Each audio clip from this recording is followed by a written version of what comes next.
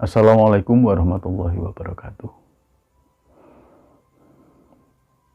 Tadi saya mau bikin YouTube ya, mau syuting untuk menjawab pertanyaan tentang hakikat wudhu. Namun setelah saya sholat malam, ya, sholat tahajud, kemudian saya lanjut dengan DN. Nah, setelah DN ternyata ada perubahan. Perubahannya saya harus sharingkan pengalaman saya ini yang sudah lama terjadi. Jadi pengalaman saya yang berhubungan dengan apa yang saya ucapkan, apa yang saya pikirkan, dan apa yang saya katakan dalam hati. Ternyata banyak kejadian-kejadian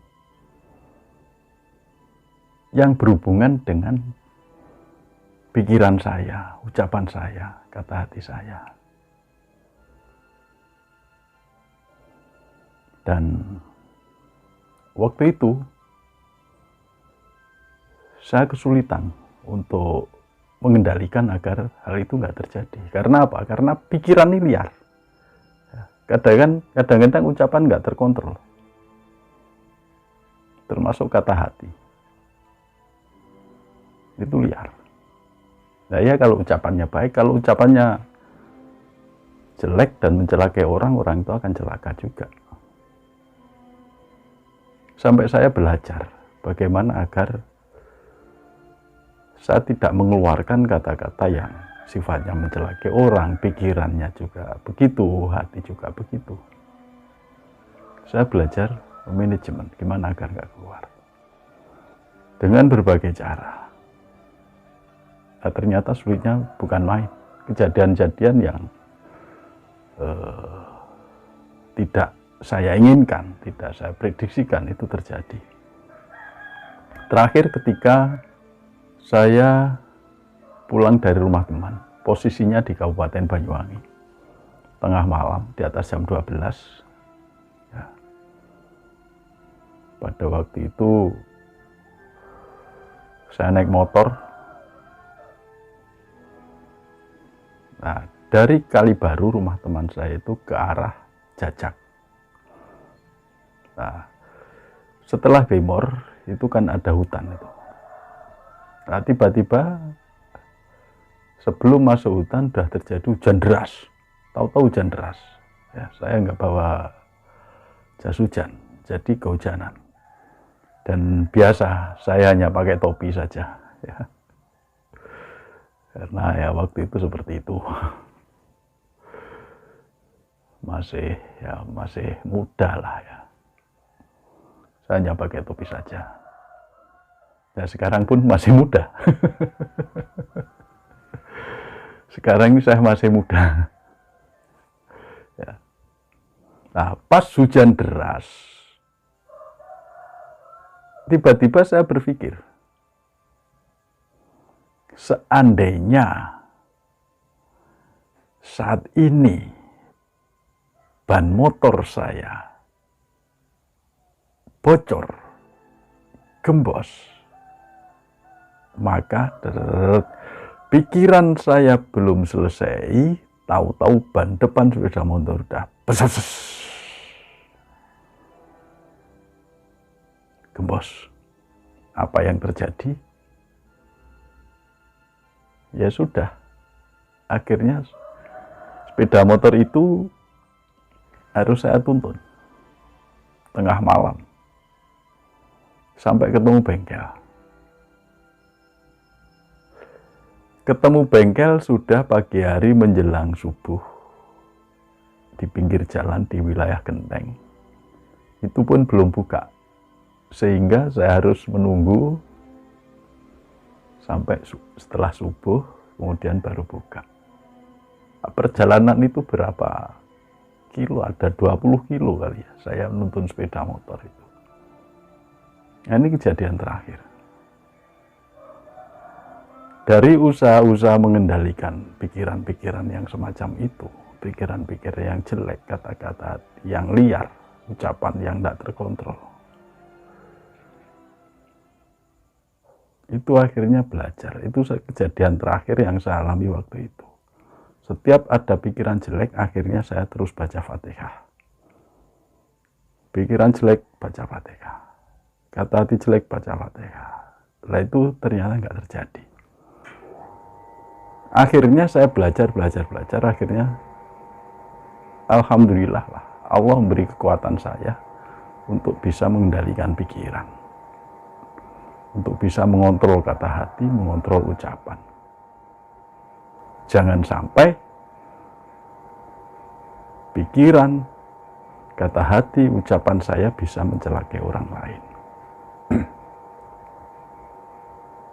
Kalau toh itu keluar ucapan yang mencelakai orang lain, yaitu sunatullah saja. Memang itu harus keluar. Nah, itu mengapa ini bisa terjadi?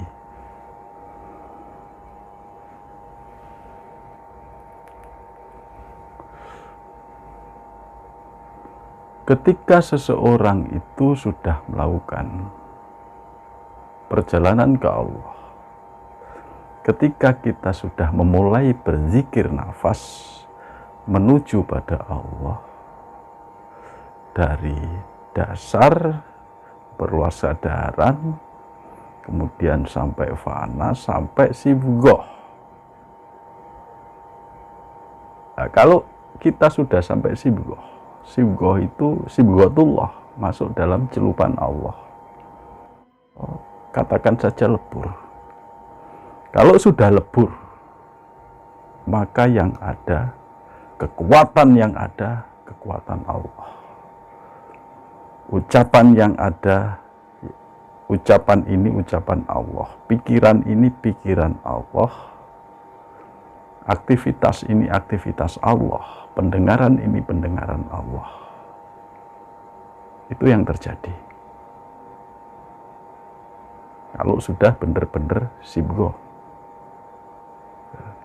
Ini bukan sibgoh dalam perasaan, bukan sibgoh dalam pemahaman. Tapi betul-betul sibgoh sampai pada taraf aktivitas sehari-hari. Kita sadar betul apa yang saya ucapkan ini adalah ucapan Allah. Apa yang saya lakukan adalah perbuatan Allah. Kesadaran itu betul-betul nancap, betul-betul nyata dalam kehidupan sehari-hari. Ya, bukan merasa, tapi nyata. Ucapan kita adalah ucapan Allah. Pikiran kita pikiran Allah. Hati kita adalah kata hati ini, kata hati Allah. Perbuatan kita perbuatan Allah. Maka hati-hatilah terhadap semua ini. Yang terjadi apa? Kun fayakun. Nah ini. Jadi di puncak perjalanan kita menuju Allah inilah betul-betul kita lebur, betul-betul kita kosong. Yang ada hanya Allah. Kekuatan ini hanya kekuatan Allah. Yang muncul itu hanya Allah, Zatullah. Jadi hati-hati dengan pikiran, dengan kata-kata dalam hati, dengan ucapan. Dan ini akan terjadi terus. Itulah yang namanya kun fayakun.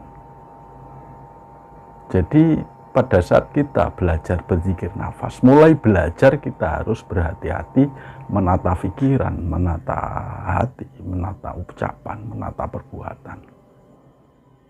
Bersihkan dari sifat-sifat negatif diri ini, bersihkan dari ego, bersihkan dari kekuatan, keakuannya. Jadi kekuatan ini bukan kekuatan keakuan, bukan kekuatan ego. Ini yang harus dibersihkan. Kita harus berserah. Dan mulai sekarang harus belajar mengontrol manajemen perbuatan kita, perkataan kita, baik yang dizahirkan maupun yang dalam hati. Karena suatu saat jenengan semua, Bapak Ibu semua, kalau betul-betul lurus Allah, Allah akan menganugerahkan itu sesuai dengan kehendak Allah. Dan ini terjadi atas kehendak Allah, bukan kemauan kita. Nah, inilah dasar dari kita menjalankan amanah Allah. Hati-hati dan seriuslah, bersungguh-sungguhlah, luruskan ketauhidan, sehingga apabila Allah memberikan kelebihan-kelebihan pada kita, itu tidak merugikan orang lain, tapi bermanfaat bagi orang lain, juga bermanfaat bagi diri dalam menjalankan amanah, tanda perintah. Amanah Allah, tanda diberikan oleh Allah, dan perintahnya perintah Allah. Mari kita terus belajar. Allah akan memberikan semua kemampuan sesuai dengan kehendak Allah, bukan kehendak kita. Maka kita tidak perlu mencari, kita tidak perlu menginginkan. Billahi taufiq wal hidayah, wallahu a'lam bishawab. Assalamualaikum warahmatullahi wabarakatuh.